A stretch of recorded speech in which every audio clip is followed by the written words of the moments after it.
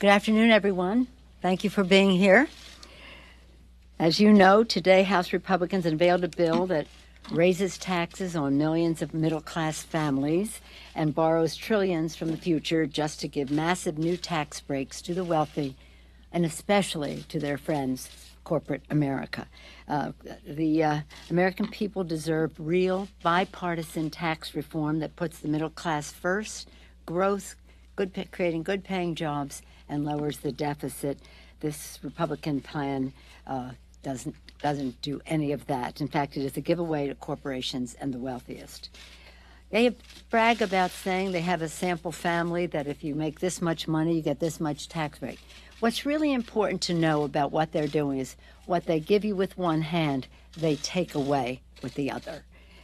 They're raising taxes, again, on millions of middle-class families, hoping that the American people won't figure it out because they're going to race this through.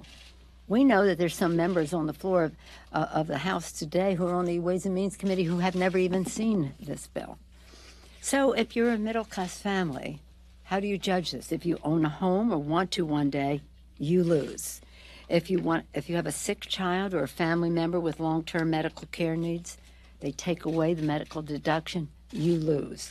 If you have student loans or want to have student loans or use the credit for lifetime learning, there's a credit for lifetime learning, you lose. If your corporation wants to pay for learning for employees, that deduction is gone. You lose. If your family lives in a state, any state, and don't want your income taxed twice, you lose. And if you plan to living past 65 and need Medicare, you lose. Hidden in the pages of the Ryan McConnell bill are devastating plans to raise taxes on working families by dismantling state and local tax deductions, encouraging corporations to ship jobs overseas. This is very important. Shipping jobs overseas costs you less than creating jobs in America. Offshoring jobs at the expense of the American worker. $1.5 trillion in tax breaks for corporate America. This all goes together. It's a package for corporate America. $1.5 trillion in tax breaks for corporate America. The same exact amount that they cut from Medicare, $500 billion, Medicaid, $1 trillion.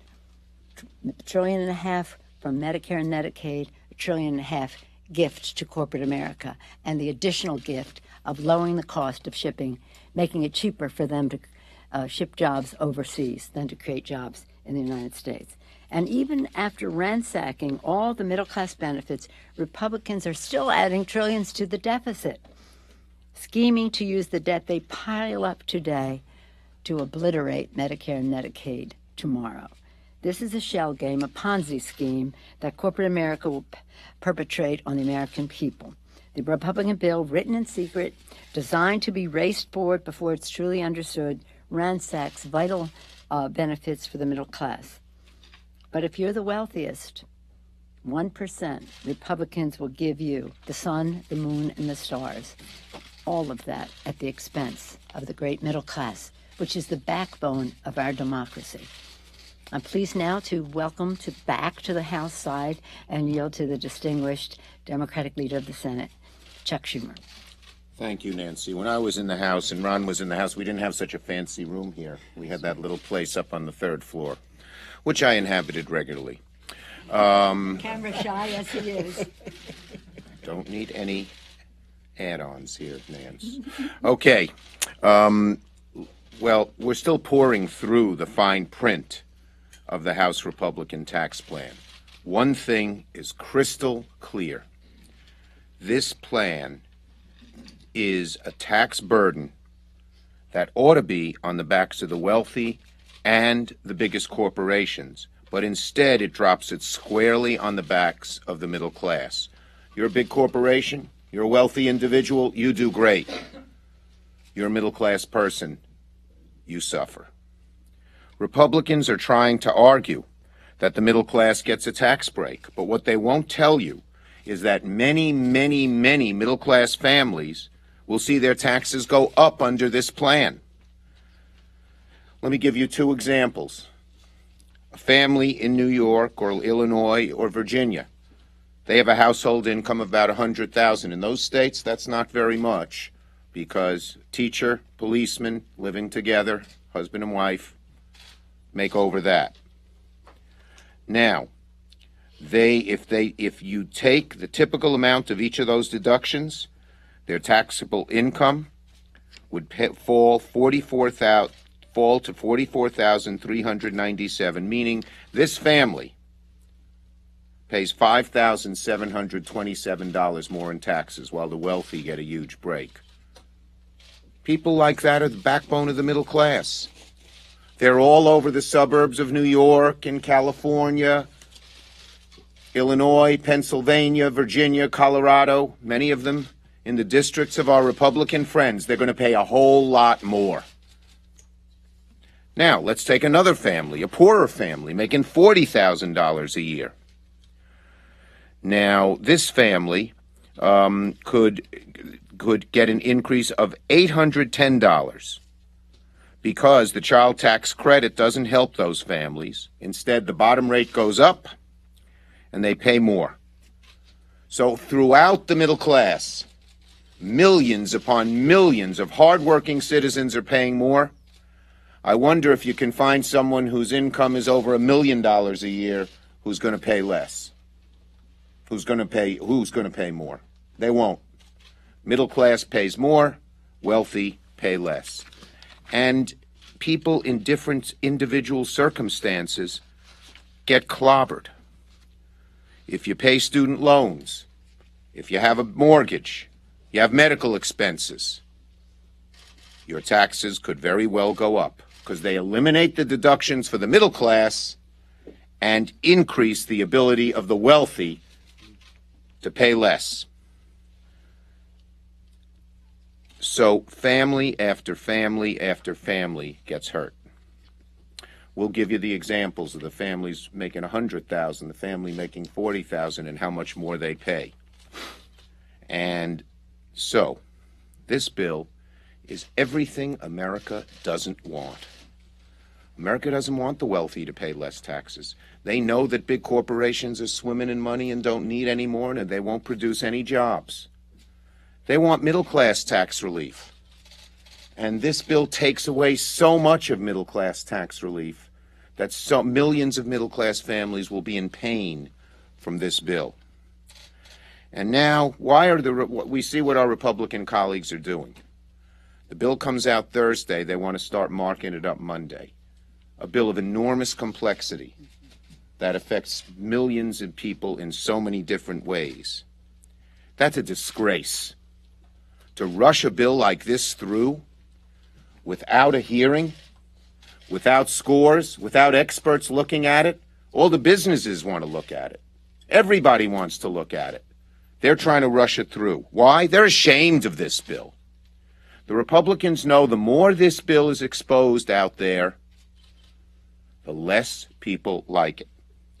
In short, the bill's like a fish. If it stays out in the sunlight too long, it stinks. They don't want that to happen. Our Republican friends want to avoid the spotlight. The last time our tax code was reformed, it was so different. Both parties worked together at length. Proposals were vetted. I was there. I worked on that bill, along with Chairman Gephardt, Senator Bradley. There were countless hours of hearings.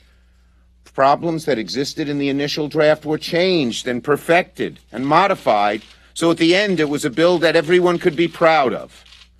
Republicans are not proud of this bill. If they were, they'd march the bill down the streets of America with a big brass band and say, "Hey, everybody, look at our bill." Instead, they're hiding the bill. And that's because they're not doing tax reform. They're doing tax giveaways to the wealthy and the powerful and telling the middle class, take a hike. You're on your own, baby. We will fight this bill tooth and nail. I believe we will prevail, even in the shortened time that they try to rush it through. Tax legislation is extremely complex, and you cannot have a successful bill if you rush it through in the dark of night. Richie. Thanks, Charlie. This is a missed opportunity. And I say missed opportunity because I want to highlight what happened back in '86 specifically. There were 30 hearings in the full Ways and Means Committee. There were 12 hearings in the Ways and Means subcommittees. More than 450 witnesses testified, and the markup took 26 days. A reminder, we have not even seen the chairman's mark. We're likely to see that maybe tomorrow. As of the moment, we have not seen the distribution tables. We've not had a chance to go through anything other than what they've presented by a press conference. But we do know the following, that they're going to say on one hand that they're giving $1,150 to the average family and then simultaneously taking it away by capping deductions that they have for home ownership. And how about the fact that there's $1 trillion worth of student debt in America and they're taking away the ability of students to deduct that interest? When you consider what they're doing on the charitable front, this is going to discourage charitable giving. These were guarantees that they made to people that this wouldn't happen.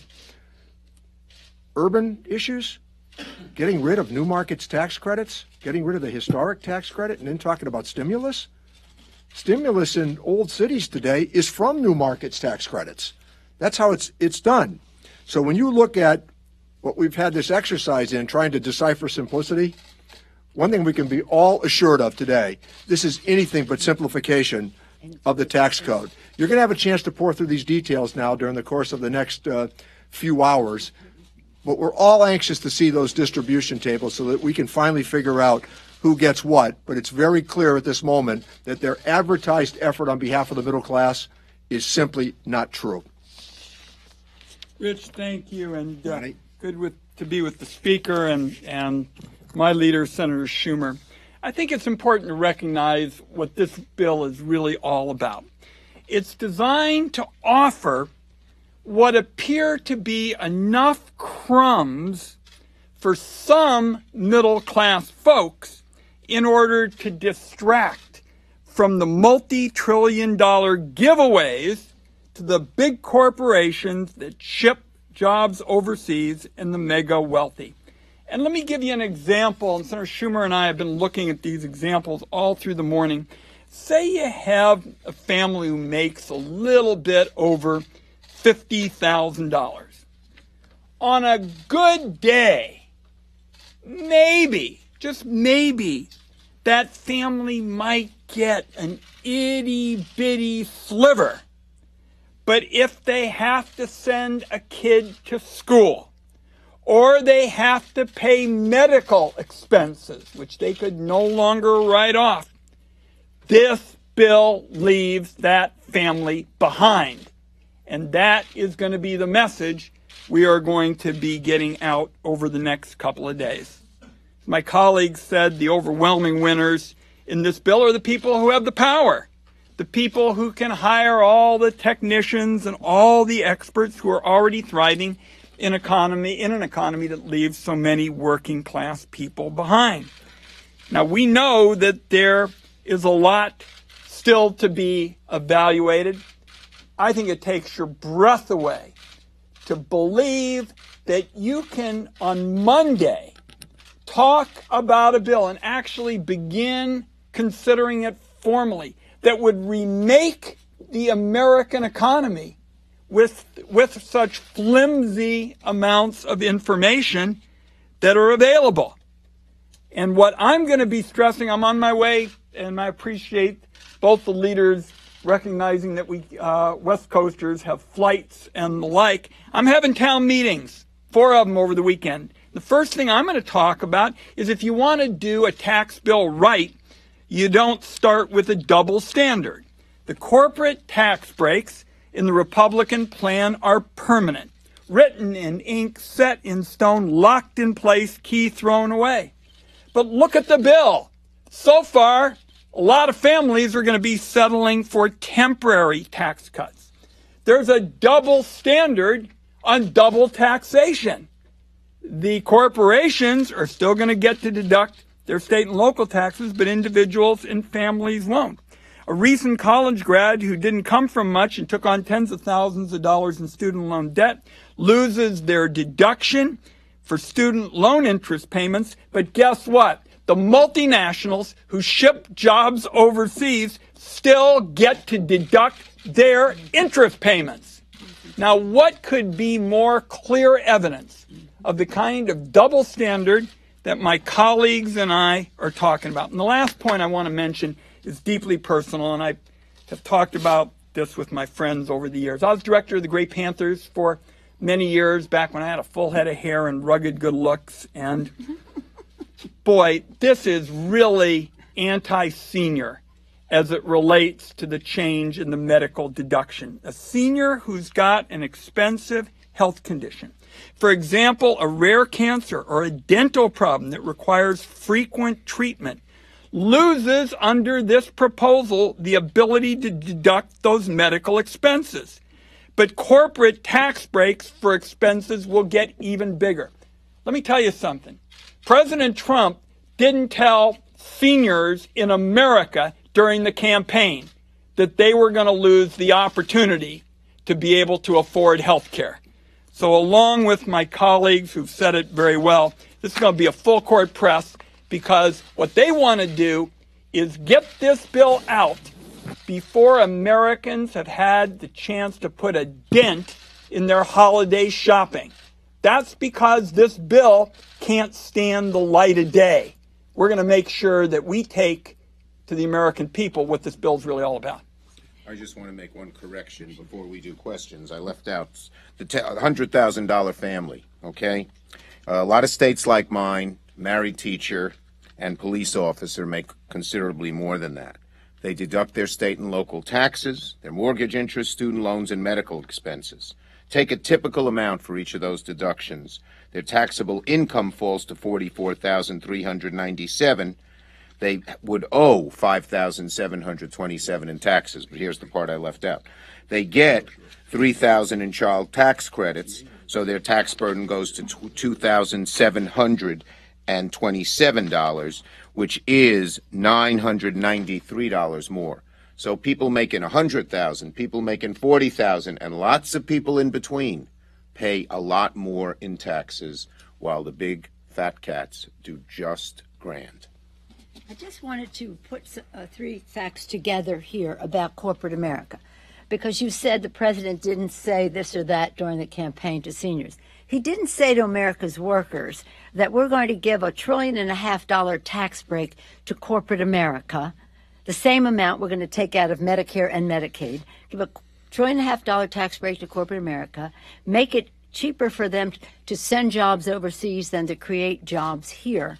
And then, as the senator said, the ranking member on the Finance Committee, vice chairman, whatever they call it there, said, while individuals in the states cannot deduct their state and local taxes, corporations can, and even corporations who make that money overseas. It's a total rip. And when he said they found some crumbs, it just reminds you of a big banquet for all the rich and powerful, sharing all the money that they're taking from the middle class while they throw some crumbs. It's a flim-flam. It has to be rejected. You have to help us get the word out. Any questions? No questions? On the AMT, too, I think, because many of you followed the work we've done on that, myself having earned a PhD in it, I think. On AMT, we took care of the middle class on AMT in the famous New Year's Eve get-together we had almost a couple of years ago. The middle class does not pay AMT anymore. This is now what they're doing. It's limited to the highest income Americans. It's about 4.5 million families. That's all that are going to pay AMT. Questions? Because of reconciliation, Republicans can move and pass this without you guys. So what is your role here? We know you're against this, but what's your role going forward? Same role we had in health care. Let the American people know about the bill. They won't like it, and as a result, they won't get enough votes to pass it. This bill is so against what the average American wants, and they're beginning to see it. Most of the polling data shows that when that people are now against the Trump tax plan. Poll I saw, it was 58% said they thought it was for the wealthy, 18% against it, another one 46 against, 28 for. And these folks are going to go home, and many of them are in vulnerable districts, and their constituents are going to know that they're hurting average voters to help the very wealthy. No one buys that except the 1,000 people in the right-wing contribution and the people in the think tanks and law schools they pay. So once the public learns about this plan, now that it's public, they're not going to like it. There's going to be huge pressure on Republicans not to vote for it. Yes. Democratic unity was extremely powerful on Obamacare bill. The idea that you guys didn't lose any members. This, by some accounts, is going to be a harder lift on that. How confident are you? Well, we have in the Senate 45 of our 48 signed a letter that asked just for three things. One, no tax breaks for the top 1%. They get a big one through the pass-throughs, huge, and a state tax. Second, budget neutrality. Don't increase the deficit. This tax bill blows a huge hole through the deficit. And third, work with us. Don't use reconciliation. Even the three who didn't vote for it, listen to what they've said. Didn't sign our letter. Even the three who didn't sign our letter agree with those three principles. This bill's very far away from them. Just listen to what they're saying about it. Peter, can I add a word on that? Go ahead. Alana, I went with the 5 Democrats to the White House about 10 days or so ago.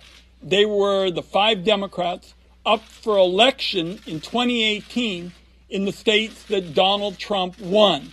And all of them very specifically backed up the principles that Leader Schumer just mentioned. First thing out of their mouth, we've got to get this to the middle class. Second, can't get it to the wealthy. In fact, when the finance Democrats brought it up, the president said, oh, we don't want it to go to people like myself, and that it wouldn't clobber Social Security and Medicare. So the points that he has stressed were the very ones that the finance Democrats in states that the president won in 2018 emphasized when they were with the president.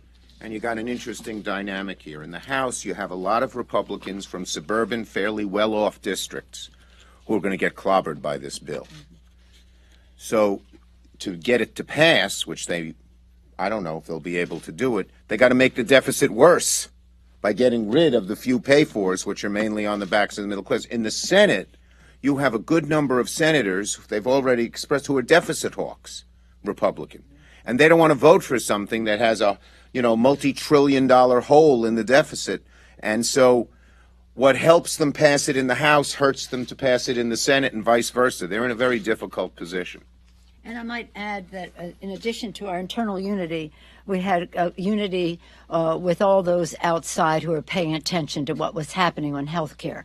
And they see this tax, that was a tax bill disguised as a health care bill, what they did before, and that was defeated. Now they have a tax bill that seriously undermines the good health of the American people. So many of those same people will be making calls into the Republican districts about the medical tax deduction, about what it does to Medicare and Medicaid, about what it does to charitable giving, because many of these charitable organizations meet the needs of the neediest, and they are very activated in the Republican district. So our unity internally is good for our own maneuvering, but the outside mobilization is unified against this as well. And while the health bill was life and death, this is really everything on the line. Tom. Yes.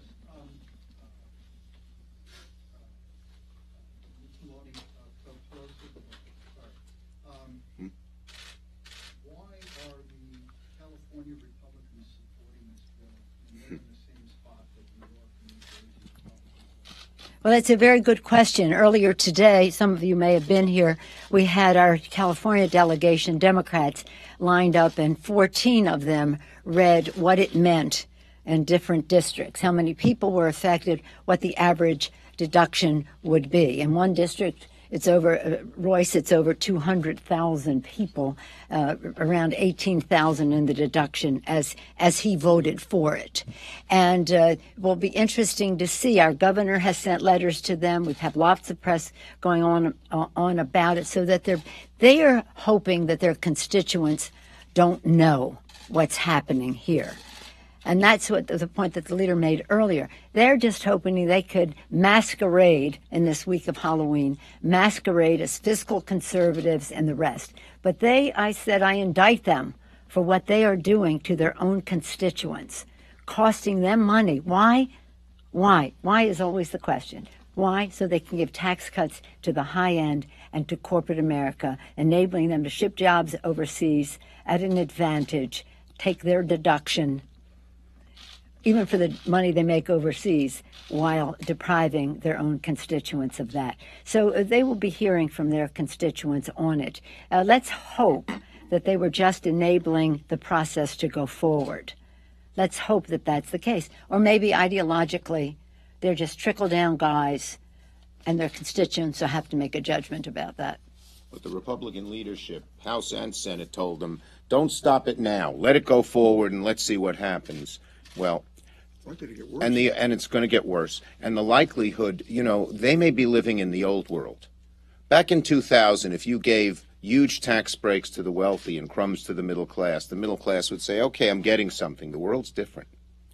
With income distribution the way it is, with the populism and anger that propelled Donald Trump to the presidency, you can't get away with that anymore. You can't say, I'll give the middle class a crumb or two, give almost all the tax breaks to the rich and powerful, and have people go along with it. Listen. I'd like to ask the two senators, what do you think the Finance Committee will do on this bill? How will it be different from what the House is? As of now, what we have been led to believe is after the legislation gets out of the House Ways and Means Committee, Chairman Hatch intends to lay down his own mark. Now, he has been part of this gang of six, so we don't know what he'll do. My hope is that he will see over the next few days how many of his constituents in Utah get hurt, how damaging this is to the middle class, how harmful it is to students. He'll say, I don't want to go that route. Now, I can't tell you what the odds are, but one of the reasons that we are going to be working around the clock right now, particularly with this unheard of concept where Rich Neal has got to have a markup of a bill on Monday with virtually no information. Bill Bradley called up the other day, he's a friend of all of ours, and was intimately involved in the 86 bill. And I explained to him what was going on. He was just incredulous because in the Finance Committee, they took days and days to try to find common ground. They were on the floor of the Senate for weeks in an effort to try to come together. And the point I just made to Chairman Hatch is I said, if you decide you won't accept our principles, focused on the middle class, not on the people at the top, not wrecking Social Security and Medicare, you aren't going to get a bipartisan bill. And if you just pass this on a partisan off-ramp only, you might be able to get a sugar high, but you're going to see that you and your party have a lot of problems in the days ahead. So what we're trying to do is generate as much visibility and focus on what this bill actually does, so that after Rich Neal and the Ways and Means Committee do everything they can, we can build on it and hopefully in the Senate produce something different. But if I just... Sure. The House Republicans were proposing to eliminate private activity bonds, which are used for airports, are used for a lot of other things. And Congressman Neal, you're part of a group of 20 Democrats opposed the bill earlier this week for disaster recovery bonds. Liberty bonds were used. You should know I also lifted the cap on private activity bonds. Yes. We were in the majority. You've described it. It's stimulus. It's like Build America bonds. Exactly. It's stimulus. And anybody who's been to an airport in America today, anything that's been expanded recently or over the last 4 or 5 years, it was either Build America bonds or lifting the cap on the private activity bonds. It did it. So, even now, by the way, when you go through what they've done with municipal finance here, they shave back the exemption on municipal bonds. And they're not going to be quite as attractive as they once were. So I can't wait till mayors and others begin to take a look at this information. If I just may say on this whole score, because the leader talked about the deficit, and that's been a big problem. Many Americans just want to know what it means to them in their lives, and it's bad news. But in terms of our country and our responsibility, the increase in the national debt is huge in the 10-year period. But in the out years, it hemorrhages money. It's a hemorrhaging bill. And those of you who care about deficit, and we supposedly have deficit hawks in the Congress, although, as I've said before, they're becoming an endangered species. If they care, they have to know that we always have to do your thing. When we did healthcare and all the others, it was the first 10 years, the second 10 years. The second 10 years are very detrimental to our country. There's almost no turning back from what they want to do. We have to stop them now. One other point related to your question. Oh, I'm going to excuse myself because we have votes. Okay. Two former members of the House will take over. Both class of 1980, although you're a little quicker than me. Another issue about jobs. Not only do private activity bonds, getting rid of them, hurt jobs, thousands and hundreds of thousands of construction jobs, but housing is hurt badly by this. That's why the realtors are against it. That's why the home builders are against it. And I just saw a Reuters story that said the home index, the index of companies that have to do with homes, furnishings, and everything else, it's 1/6 of our economy, went way down after this bill came out. So they're talking about jobs, but small business is unhappy with it, and FIB is not for this bill right now. The realtors and the homeowners showing the housing industry is not for it. You have quasi-municipal finance for roads or bridges or stadiums or things like that. They're not for it. And the job gain that they think they're going to get, we had the head of the Democratic leader of the Kansas legislature come in and tell us the experience when Sam Brownback, governor, and Charles Koch, richest member of Kansas, passed huge tax cuts and made the same exact promises our Republican friends are making today. It was a disaster. They not only put Kansas in a huge deficit, but they cut back on services. Some school districts had to go to 4 days a week, and they lost their elections. And that's the other thing about our Republic. You know, in a certain sense, this is a win-win for us. God forbid they pass this awful bill. They'll pay a huge price. They'll pay a huge price because the public will know about it by a year from now. You know, they can rush it through now. But we're going to fight it tooth and nail, just like health care. We thought maybe if they even pass health care, you know, they'd pay a price because it would hurt so many people. But we know how bad this is for the country, and that's why we're going to fight it. Yes. Okay. As far as the state and local tax deductions are concerned, how much responsibility do the state legislatures of, say, New York, California, and New Jersey really have? Because these are highly taxed states. Sure they are. They made a choice. New York has, you know, you go to Long Island, they have great education. They're willing to pay more taxes for education. That should be their choice, and they shouldn't have to pay a double tax because that's their choice. Our Republican friends generally believe in states' rights, but not on the issue of state and local deductibility, it seems. And then you. Yeah. Question on earlier today, President Trump met with 7 members of the Republican Senate and talked about immigration, specifically about the DACA issue. And so that does not want the DACA fix to come up in the spending bill in early December. What's your reaction to that? Well, I'm going to wait to talk to some of my colleagues, Republican colleagues who were in the room before reacting. I've only heard news reports.